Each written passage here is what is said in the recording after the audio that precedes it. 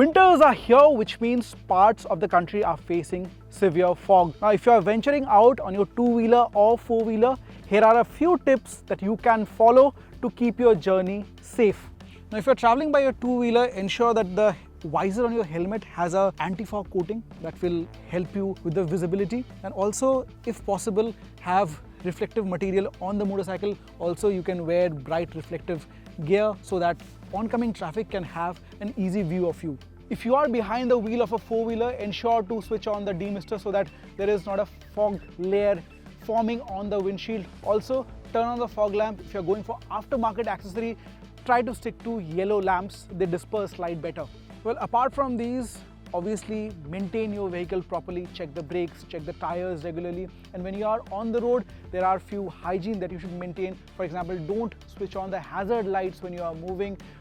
Also, don't panic brake, maintain a distance from your lead vehicle. Also, don't change lanes abruptly. These tips, if you follow, will surely keep you safe and sound in this foggy condition.